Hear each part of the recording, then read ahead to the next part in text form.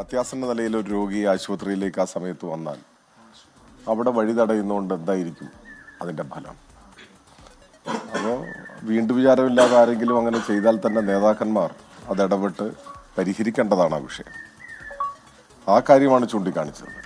അതല്ലാതെ എന്ത് പ്രതിഷേധത്തിനും ആർക്കും അവകാശമുണ്ട്. ഇത്തരത്തിലാകുമ്പോൾ അത് കൂടുതൽ ദുരന്തങ്ങളിലേക്ക് ഒരുപക്ഷെ നയിച്ചേക്കും. അപ്പോൾ അങ്ങനെ ചെയ്തുകൂടാ എന്ന് മാത്രമേ ആ സന്ദർഭത്തിൽ പറഞ്ഞിട്ടുള്ളൂ. പിന്നെ സ്വാഭാവികമായിട്ടും ചൂണ്ടിക്കാണിക്കപ്പെട്ടിട്ടുണ്ട്. 2 മാസം മുൻപാണ് അവിടെ പുത്തിരിപ്പാടത്ത് മറ്റൊരാൾ ഇതുപോലെ കൊല്ലപ്പെട്ടു. അദ്ദേഹം തെങ്ങേറ്റ തൊഴിലാളിയോ മറ്റോ ആണെന്നാണ് തോന്നുന്നത്. പുത്തൻ വീട്ടിൽ രാമകൃഷ്ണൻ എന്ന കുഞ്ഞുകുട്ടൻ മരിച്ചു.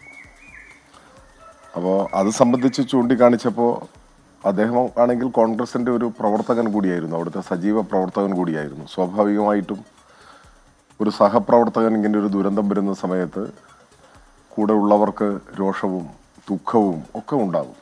പക്ഷെ അന്നാരും വഴി തടഞ്ഞിട്ടില്ല. അന്നറിഞ്ഞത് കുഞ്ഞുട്ടിൻ്റെ വീട് സന്ദർശിക്കാൻ തന്നെ അങ്ങനെ അറിയപ്പെടുന്നവരാരും പോയിട്ടുമില്ല എന്നാണ് കേട്ടത്. കാരണം അന്ന് ഉപതെരഞ്ഞെടുപ്പുണ്ടായിരുന്നില്ല, അതാണ് പ്രശ്നം. ഇന്ന് ഉപതെരഞ്ഞെടുപ്പുണ്ട്, അതുകൊണ്ട് ഇന്ന് വഴി തടഞ്ഞു വന്നതാണ് ആ സമയത്ത് ഉയർന്നു വന്ന വിമർശനം. ഈ വിമർശനമൊന്നും അങ്ങനെ ഒരു ആരോപണമായി ഞാൻ ഉയർത്താൻ നിന്നിട്ടില്ല.